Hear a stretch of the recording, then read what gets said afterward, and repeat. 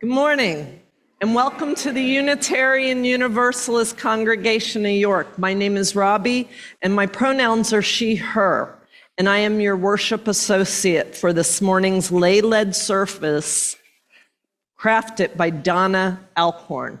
Our minister, Reverend Kristen Green, is not with us this Sunday. We are delighted to have you with us. After the Time for All Ages story, children and youth will be invited downstairs for RE classes, where they will connect and explore together. It's not too late to register your children or youth for RE classes or to volunteer to help us build and grow our program. Our nursery is also staffed and available downstairs. Our lobby is also equipped with a live feed of the audio and visual elements of the service if anyone needs to step out for any reason. I also have a few announcements to read this morning. Trunk or Treat Sunday is today after service. There will be decorated trunks with Halloween treats, special activities sponsored by the Springdale Avenue Association. Come in costume and be prepared to have lots of fun. There's another announcement here about Eric conducting games at the Labyrinth. I unfortunately misplaced it somehow as I was walking around. But there will also be games at the Labyrinth by Eric Zeltman will lead those as well for any children that want to join. Also, join Weeping Beach for our Samhain celebration on Friday, October 31st from 6 to 8 p.m. If you would like to participate, bring any compost you have that does not contain any protein contents, including eggshells. Bring a dish if you'd like, or just bring yourself. Everyone with a loving heart is welcome at the table. For questions and to RSVP, email at earthcenteredtraditions@gmail.com. Lights, camera, action, save the date. Saturday, November 22nd at 5 p.m. for UUCY's annual auction and dinner party. All ages are welcome. For more information, visit uucy.org/auction. Contact Karen with questions or donations at Karen Wishart21. That's KarenWishart21@gmail.com. Make sure to note other announcements listed on the back of your order of service. Scan the QR codes with your phone for more events, activities, updates, and information for newcomers. Whoever you are, whomever you love, we are glad your faith journey brought you here today. The mission of this congregation is to nurture a loving community, inspire lifelong spiritual and personal growth, and act for a better world. We welcome all of you joining us in person or online. If you are joining us for the first time, we invite you to visit our welcome desk to fill out a newcomer card or send an email to welcome@uucy.org. That way we might get to know you better. Let us now mark this time sacred by our presence, by taking a collective breath. Except, I have one more announcement by Lisa and Julie. Sorry, ladies.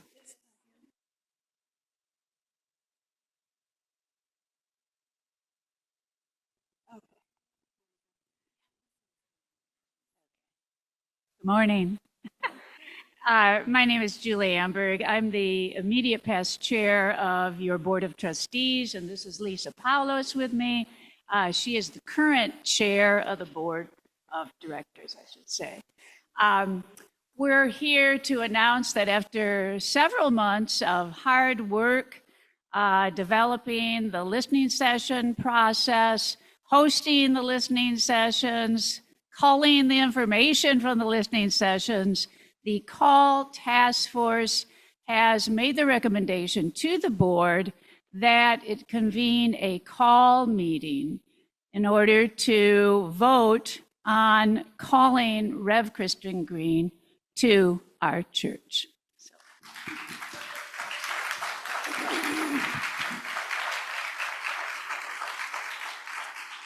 The meeting is going to be on Sunday, November 16th after service.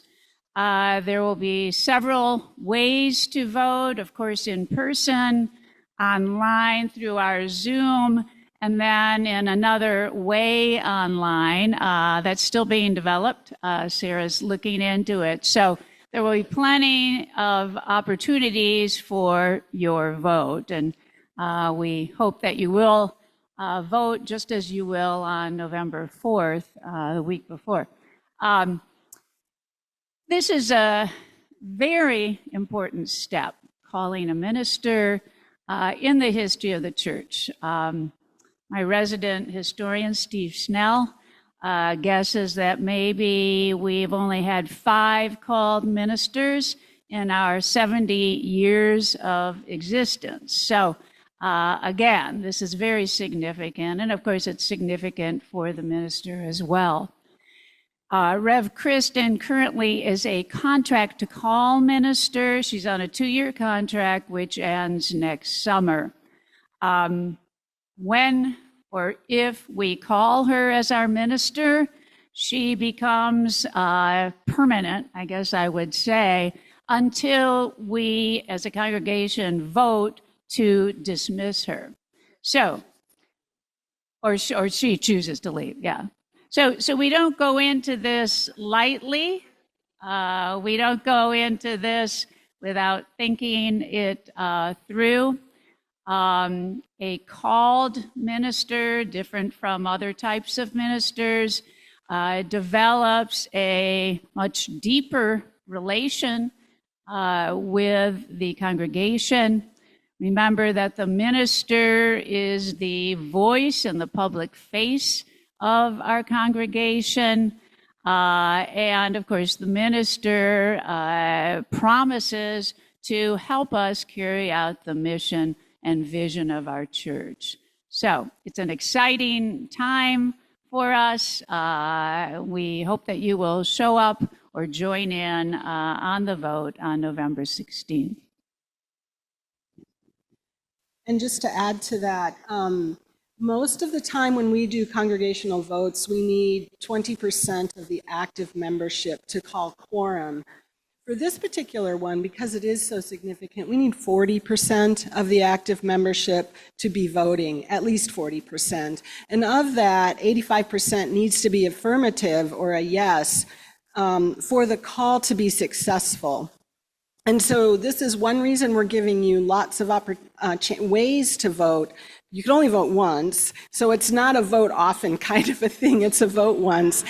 But if you're not able to be here or you just prefer to submit your vote online, we will have a way to do that. We will have a way for people on Zoom to vote if they want to vote at that time, and then a way for you all to vote in person as well. But again, it's really important that we get everyone to vote. So there'll be more announcements coming out, just reminding people that this is coming up on November 16th, and then there will be more information about how the vote will actually happen. We'll be doing it by ballot, so it's not a raise hand thing, because we want people to feel comfortable voting how they need to vote and not any kind of pressure or anything like that. That's it. Thank you all for attending listening sessions and being part of all this.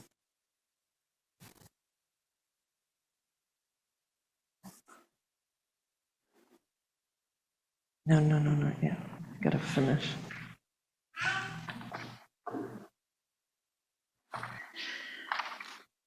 So then, let us mark this time sacred by our presence, by taking a collective breath.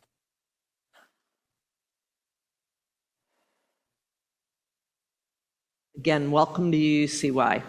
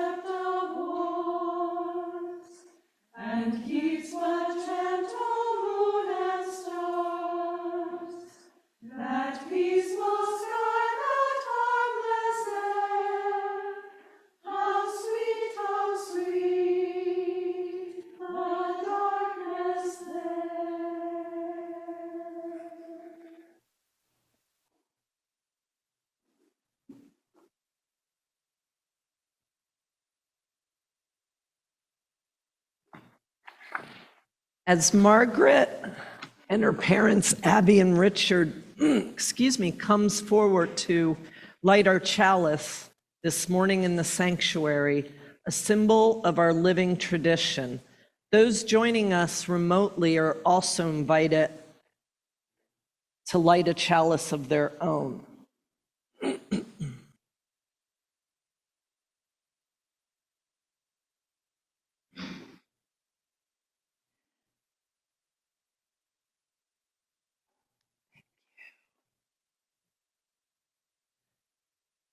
Out of the darkness, inspired by Ben Sully, out of the darkness comes light. Out of the light comes warmth. Out of warmth, joy. Out of joy, togetherness. As we enter this time of the thinning veil, we honor all those who have come before us. May we be attuned to the wisdom and guidance of our ancestors and elders as we move through this transitional time. Let us choose to burn brightly and not burn out. The world needs our love and our light. We each matter more than we know. I invite you to please rise in body or in spirit to join in singing our opening hymn together. Number 1040, Hush.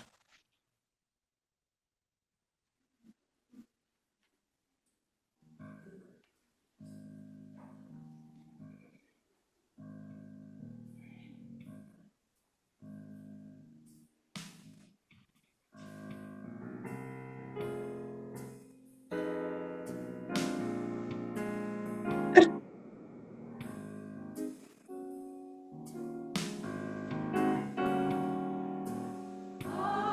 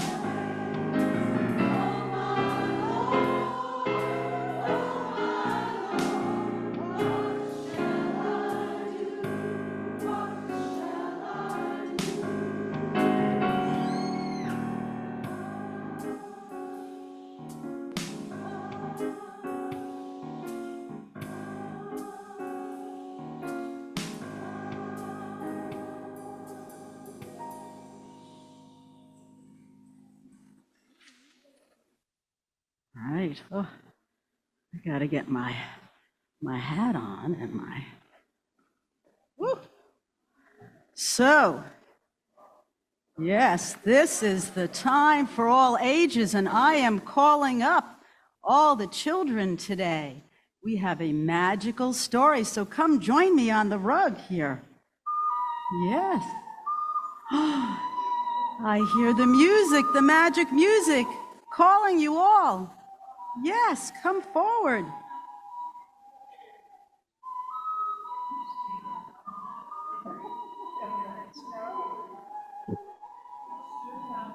Ah. Oh, I've got goblins and princesses and witches. Oh, so happy to have you join me today.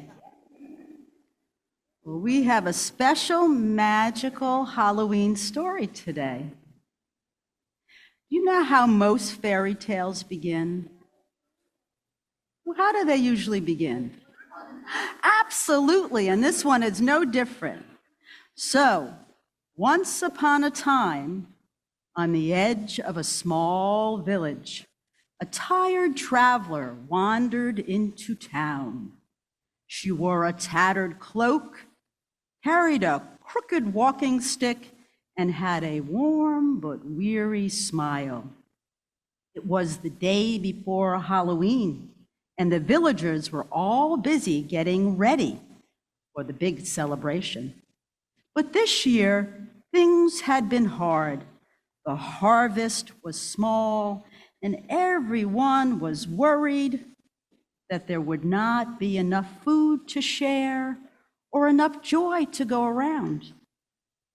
People kept to themselves.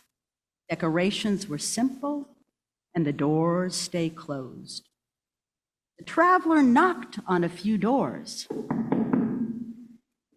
Is there room for one more at your Halloween gathering? But each person said the same thing. Sorry, I don't have much to offer this year. There's not enough to go around. It's just going to be a small celebration for us alone, maybe next time.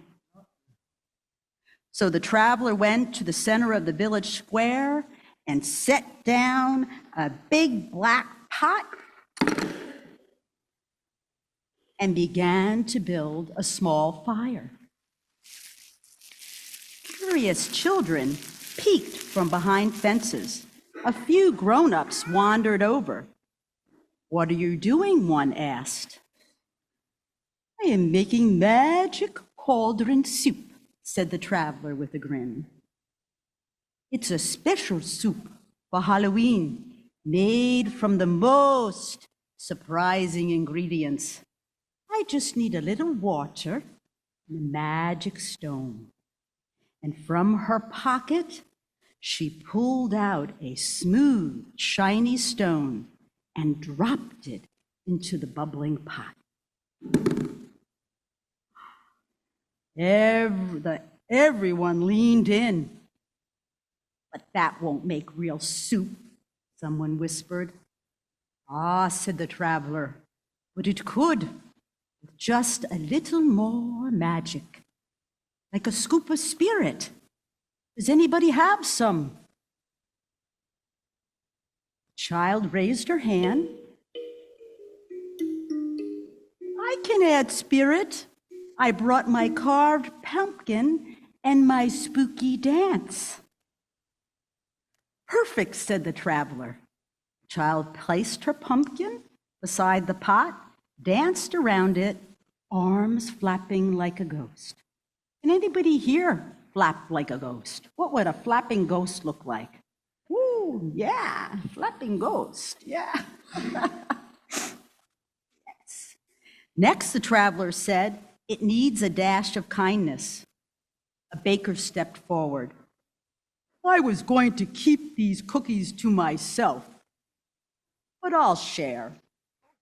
He placed a small plate beside the pot. What about bravery? A boy in a monster costume raised his hand. I'll walk into the woods alone. Well, maybe just to the edge. Everyone laughed and cheered. One by one, the villagers stepped forward. Someone added laughter. Someone added songs. Someone added a warm scarf to share. They added silly stories, warm cider, painted rocks, and paper bats.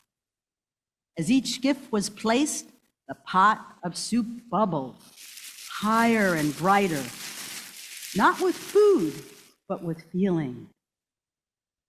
What feeling would you want to put into this pot to make it bubble higher and brighter? Yes, yes. Excuse me? Happiness, yes. So let's put happiness in. Yes, what would you like to add?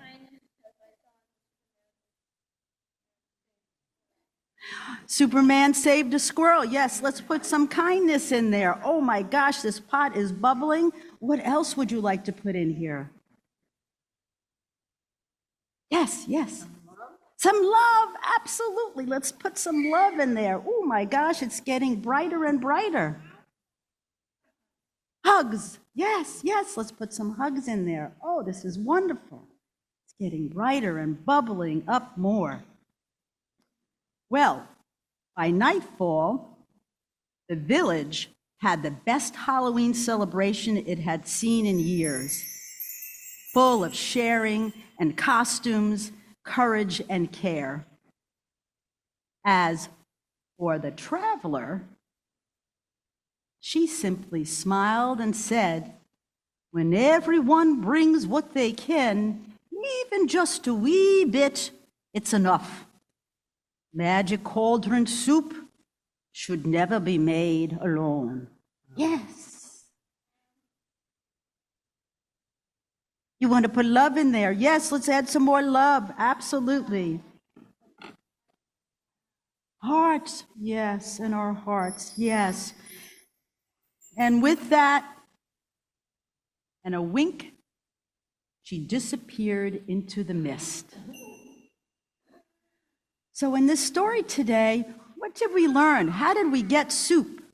What was added here that was so special? Yeah, the feelings of Halloween. Yes. The love, absolutely. And the generosity, right, of everyone coming together. Everyone has something to give. Yes.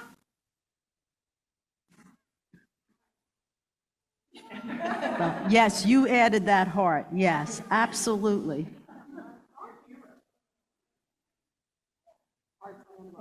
Hearts and love, absolutely. Okay. All right, well, we will sing you out. Sing together. We're going to sing it 2 times, the song, and we'll start that.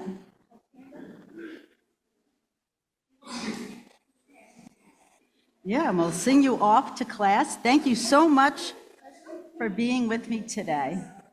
You all look spectacular, spectacular in your costumes.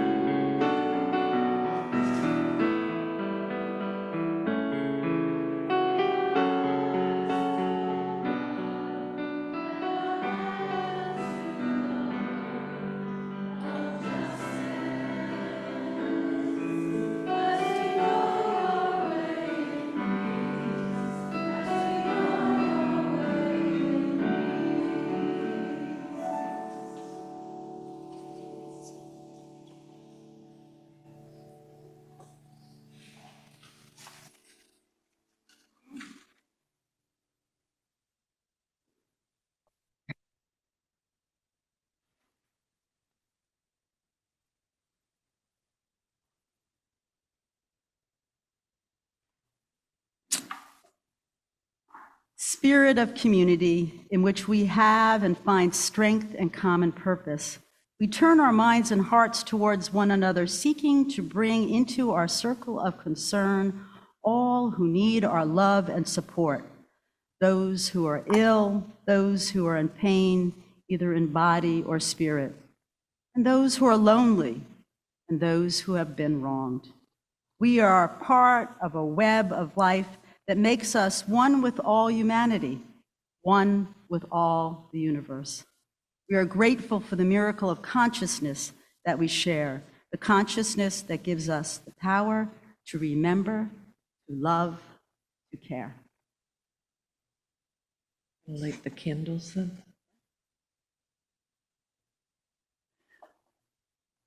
We move now to those matters submitted this week.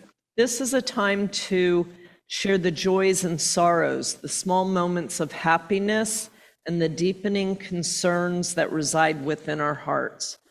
You may always choose to submit something for matters of the heart anytime during the week by visiting uucy.org/moth, M-O-T-H, or you may fill out a slip on Sunday morning and set it up here on the pulpit before the start of service.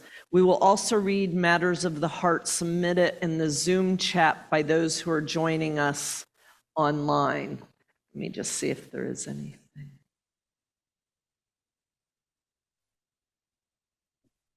It's like we have a candle of joy. Thank you to everyone who worked hard to bring us trunk or treat. After the service, your efforts are appreciated. We light a candle now of appreciation for the many hands and hearts who offer their gifts of service. Connie for greeting us at the door, Reverend Kristen and Dana Green for providing the beautiful flowers, Dan and Joan for serving as ushers, Mary and Connie for counting our collection,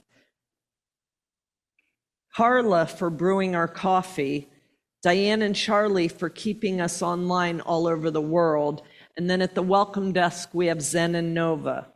May all those whose labors remain unnamed feel held by our expansive gratitude and forgive us for our omissions. May we increase our awareness of all invisible ways we share in this sacred work. We will light one final candle this morning for all that remains unspoken within your heart. It may feel too large or too small to share. You may not be ready to hear it read out loud, but please know that our community holds these with you in silence, even if the words never come. We honor all that we carry within us and know that the flame of our faith, kindled here, resides within us also at all times. So may it ever be.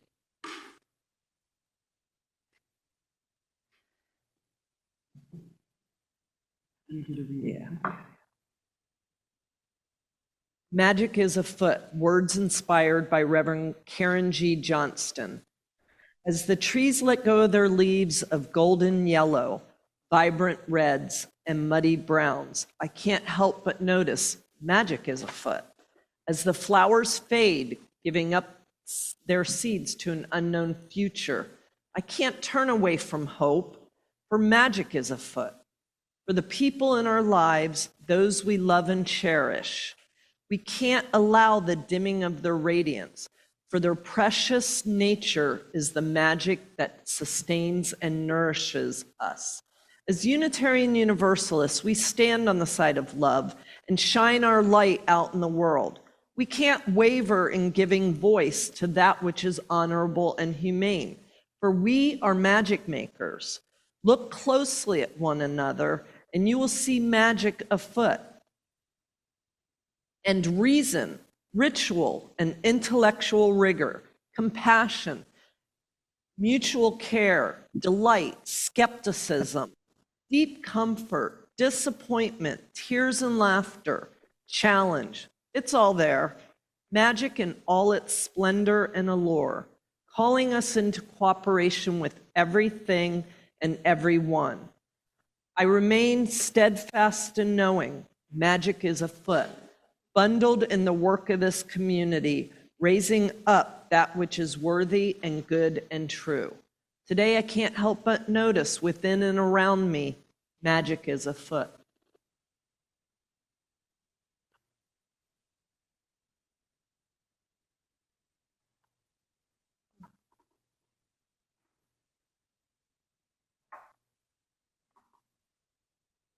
Today we gather at a crossroads of spirit and action, called to reflect deeply on the alchemy of compassion in a world that often feels tumultuous and overwhelming. We seek not easy answers, but space for transformation within ourselves and by extension, the world. The past 3 weeks, we have gathered to explore the Soul Matters theme of cultivating compassion. We began by confronting compassion fatigue, the exhausting cycle of moving from inspiration to weariness. Rev. Kristen guided us through this challenge using a Buddhist lens and principles of acceptance, non-attachment, and surrender. She emphasized simply yet profound practices, being present, listening deeply, fostering mutual respect, and embracing humility.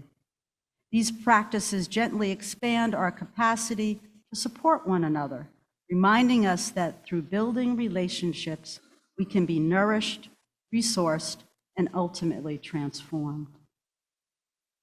The second week, Rev. Kristen shared a heartfelt story of commitment to supporting Indigenous children by providing them with books. This project was more than just an act of generosity. It was a lesson in the significance of consistently showing up, honoring our commitments, and taking deliberate steps to build bridges and foster allyship. Through her mother's actions, we were reminded of the importance of offering accompaniment, standing alongside others as they journey through challenges and opportunities. Rev. Kristen emphasized that true connection and allyship require us to acknowledge the imperfections and mistakes of our past. She encouraged us to remain aware and committed as we seek to create new paths forward, understanding that this work is ongoing. By staying present, keeping our promises, and walking together with humility and intention, we can lay down new foundations for healing and transformation. Last week, we were encouraged to gently soften our hearts, not only towards others, but towards ourselves. This gentle invitation was a call to offer compassion inward, allowing ourselves to create brief, safe spaces where our inner critic could rest. In doing so, we make room for the most loving and authentic aspects of our nature to surface, touching into our original goodness. By welcoming this sweet softness into our hearts and minds, we can let it permeate through the cracks in our protective armor, nurturing our ability to be present and compassionate. Through these 3 weeks, we have gathered 3 essential pieces of guidance: to accept and support one another, to build bridges and practice allyship, and to cultivate loving kindness towards ourselves. Each of these practices contributes to our journey of compassion and personal transformation. On this final Sunday, devoted to reflection on compassion, we are invited today to contemplate how each of us tend to our own soul and spirit, that inner fire that sustains us. The current climate feels deeply unsettling. We are under siege from our own executive branch, which appears to have declared war on the judicial system and on citizens themselves. The legislature's silence lingers, seemingly signaling approval. In drawing upon the magical world of Harry Potter today, there is a striking parallel. The presence of dementors are among us. Those dark forces intent on mentally unhinging individuals and draining them of their essence and vitality. Do we not see echoes of this in massed armies patrolling our cities, the erasure of historical truths from our library shelves, the destruction of affordable health care, and the dismantling of so many essential services? The weight of these realities is profound. In facing such inhuman evil, wizards and witches in Harry Potter summoned resources previously untapped. Harry learned from Professor Lupin the Patronus charm, a spell that could only be cast by conjuring up loving, happy memories, even in the most emotionally trying circumstances.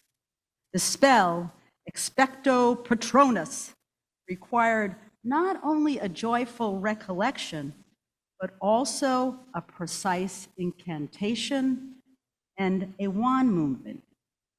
So one's thoughts, their words, and actions were elements required to cast a spell. When successful, this magic manifested as a silvery mist, a spiritual force and guardian, or a corporeal creature in the form of some natural animal or mythical creature. Like Professor McGonagall had her cat, Dumbledore had his phoenix, Snape had his doe. Those were creatures that the caster had an affinity towards, and it served as a powerful shield against the Dementors.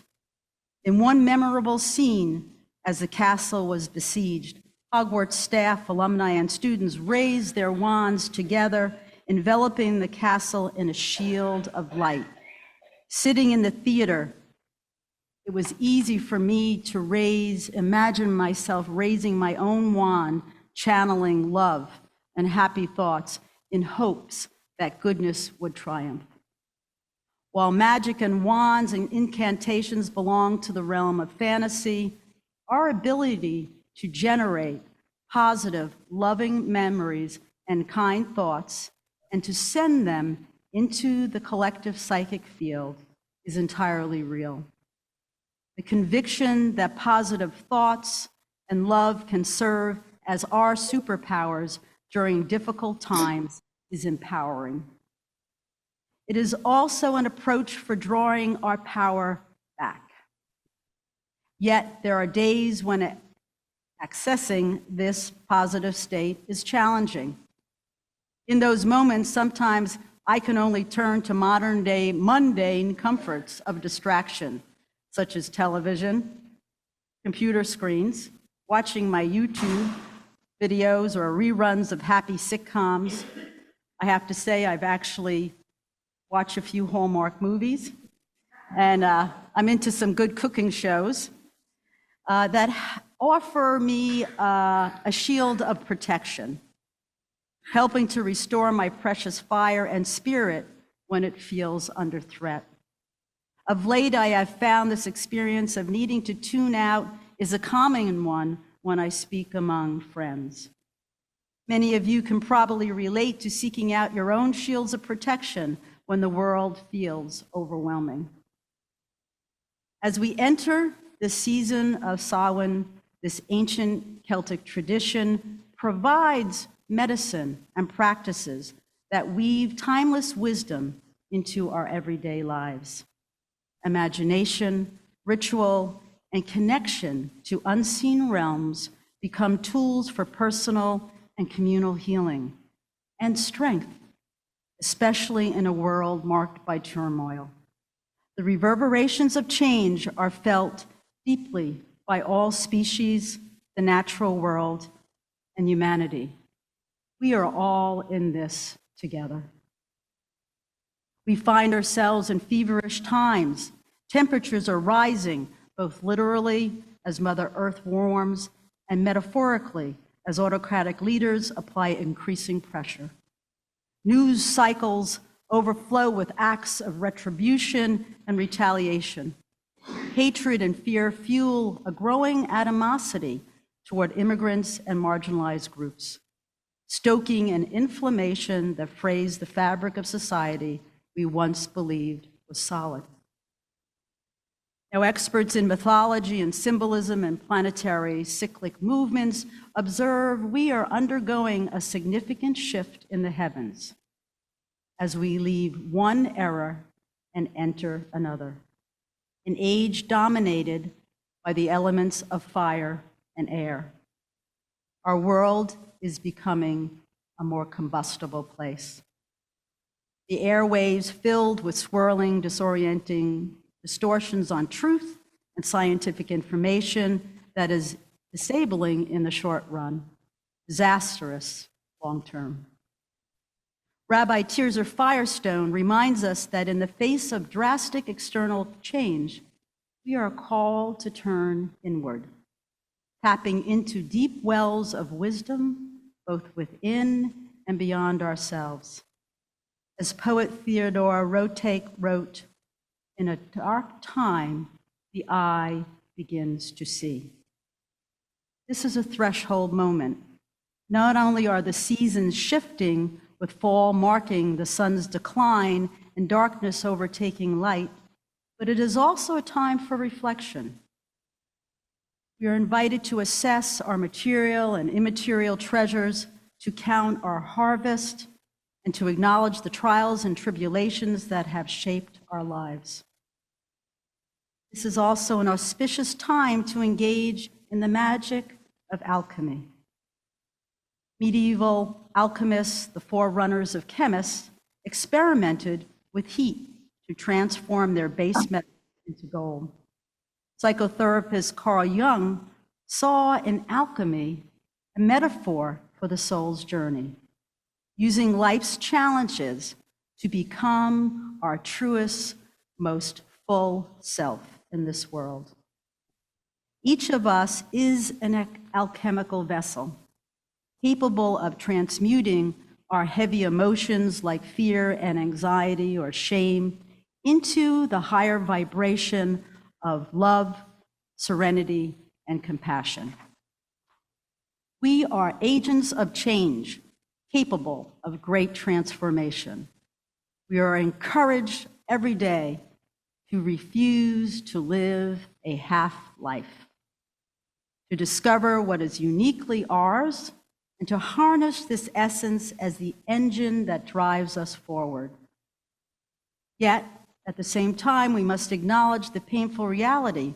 We are living in an inferno of rapid change witnessing the destruction of norms and institutions and the erosion of cherished values. Our survival depends on building strong vessels, for much in our world threatens to weaken them. So how do we fortify ourselves for the challenges ahead? According to Rabbi Firestone, self-care and strong boundaries are essential. Practices such as generosity, tending our inner hearths and hearts, sharing our hearts with discernment, nonviolent communication, things like art making and dancing and music and singing are all so important to build our resilience. Working to change the world is noble, but it must be balanced with activities that bring us joy and energy. Rituals such as calling on our ancestors, releasing what no longer serves, and setting intention for the new season offer meaning and connection in uncertain times. Samhain, a sacred time when the veil between the worlds thin, invites us to commune with ancestors and spiritual companions, reminding us that we are truly never alone. Caroline Mace describes prayer as a means of transversing the spaces between worlds, urging us to pay attention to what draws our senses and to contemplate the world we inhabit. Cherishing our radiant selves empowers us to journey farther together. When we gather, we form a web of consciousness, each of us a jewel of light within Indra's net, reflecting wisdom, understanding, and insight. Our collective strength, our collective presence strengthens us. It is vital to keep burning brightly. Fire, in its healthy measure, does not consume, but creates. When tended wisely, it becomes a source of warmth, creativity, and communal energy. A force capable of sparking change and lighting our way through darkness. Let us remember the flames of transformation burn brightest when fanned by discernment, truth, and care. Recently, I listened to Nadia Bolz-Weber, a Lutheran theologian, whose wisdom resonates across spiritual lines. She offered powerful questions for times when the fabric of our world seems to be unraveling.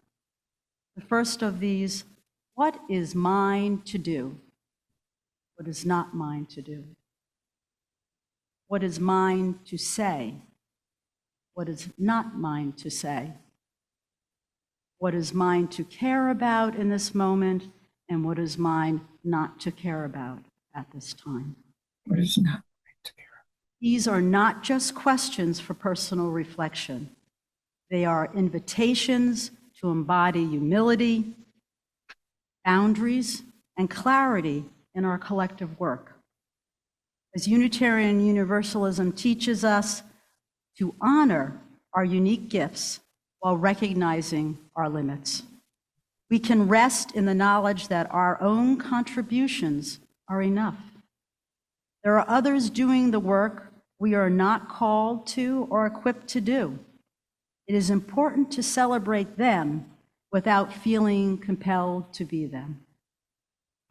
Matthew Fox, an Episcopal priest and theologian, reminds us that this era is not one of swift solutions or superficial repair. Rather, it calls us for the deep and creative work of reimagining what comes next. A new narrative rooted in interconnection, courage, sacred imagination, and collective renewal. As UUs, our guiding values urge us to affirm the inherent worth and dignity of every person and to promote justice, equity, and compassion in human relations. We are called to co-create a tapestry woven from the threads of many lives, each one vital, none alone. I would like to end in a ritual. In the spirit, I invite you to participate in a ritual of transformation, as magic is often defined as entering into cooperation with everyone and everything. So I think hopefully most of you got ribbons today coming in. And so I would like to bring us into a ritual. And so taking your ribbon and with your left hand, spending a second or two just settling in and thinking, bringing to mind something that you would like to let go, something that you would like to transform within yourself or within the world. So just taking a moment, saying, what is it that I would like to let go of or have moved or transmuted in a way? And then in the right hand, visualize what that seed and that flourishing could look like. And that letting go, what could it become? And making that change.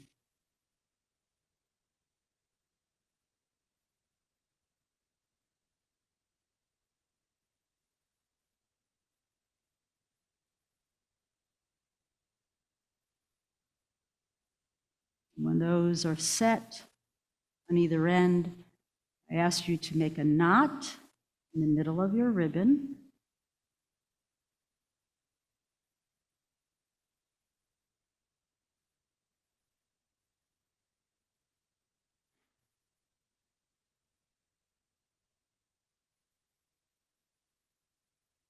And gently blow your breath, which in many traditions means spirit, and blow gently into the knot.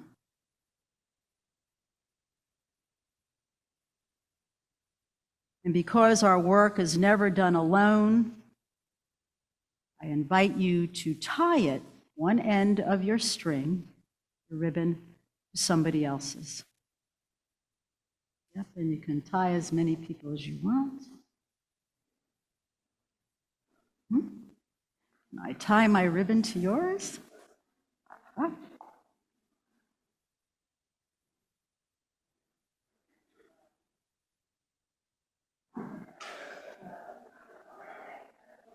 Okay. Go. Yeah, you can tie. Go ahead.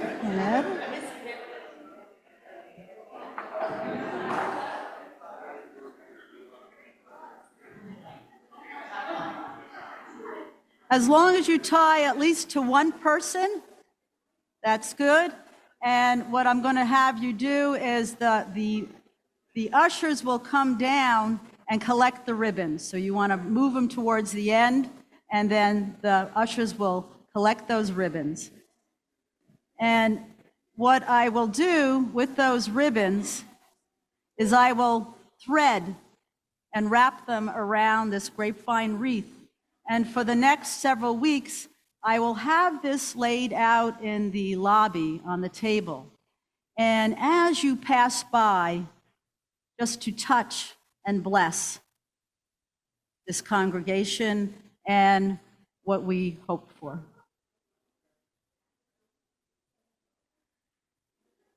Yep, you can. Oh, wow, we got a big one going. Yes, that's it. Put it all in.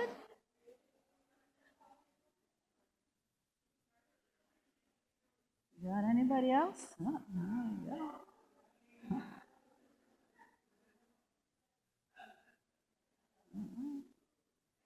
So in closing, let this ritual and these questions be our guide, not only today, but for the uncertain times that lie ahead.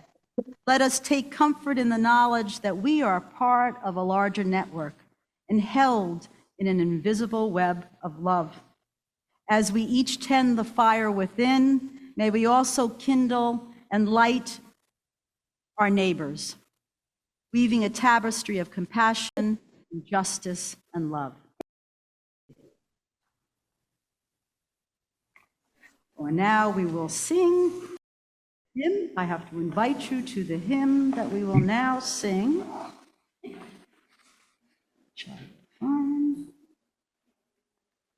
Which is Turn the World Around, hymn 1074.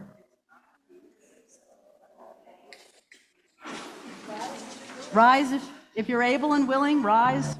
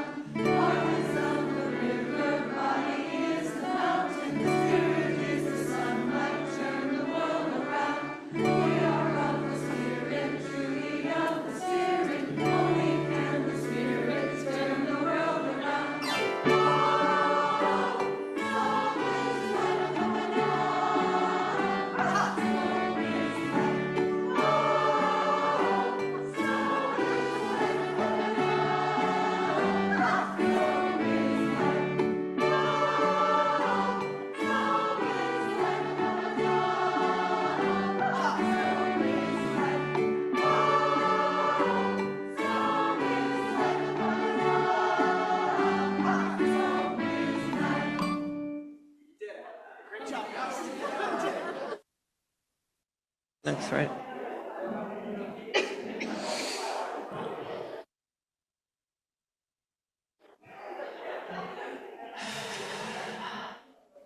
We now invite you into a spirit of generosity as we collect our weekly offering. Each month, we commit to share our offering collection with a community organization that upholds our values. Our Share the Plate partner for October is the Pennsylvania Immigration Resource Center, also known as PERC, a nonprofit dedicated to ensuring that vulnerable immigrants and their families have access to justice, safety, and hope for the future. Founded in 1996 out of the grassroots movement to support the Golden Venture asylees detained in York County Prison, PERC has grown into a statewide leader in immigration legal services. Our ushers will now come forward to collect the offering. If this is your first time visiting us, please feel free to let the basket pass you by. Your presence is a gift.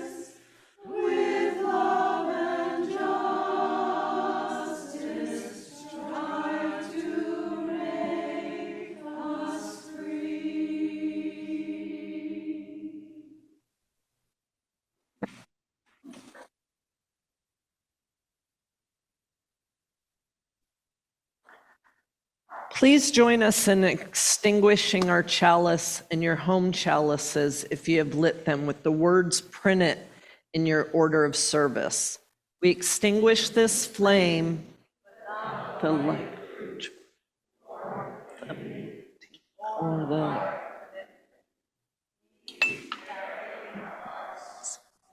till we are together again.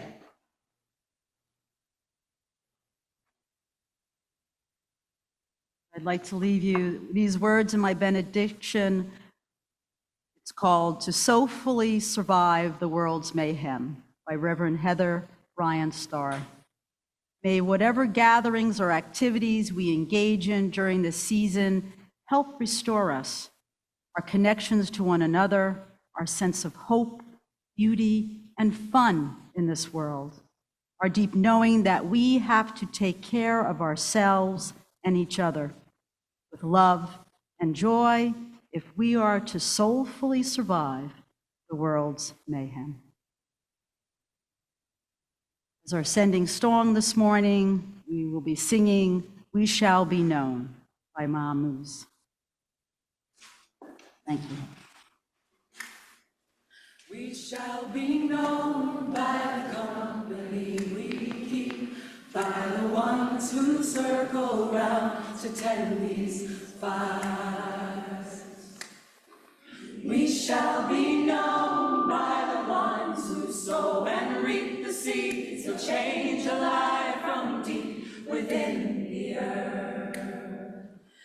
It is time now. It is time now that we thrive. It is time we lead ourselves into the well. It is time now, and what a time to be alive. In this great turning, we shall learn to lead in love. In this great turning, we shall learn to lead in love. We shall be known by the company we keep, by the ones who circle round to tend these fires. We shall be known by the ones who sow and reap the seeds of change alive from deep within the earth. It is time now. It is time now that we thrive. It is time we lead ourselves into the well. It is time now, and what a time to be alive. In this great turning, we shall learn to lead in love. In this great turning, we shall learn to lead in love. We shall be known by the company we keep, by the ones who circle round to tend these fires. We shall be known by the ones who sow and reap the seeds of change alive from deep within the earth. It is time now. It is time now that we thrive. It is time we lead ourselves into the well. It is time now, and what a time to be alive. In this great turning, we shall learn to lead in love. In this great turning, we shall learn to lead in love. In this great turning, we shall learn to lead in love. In this great turning, we shall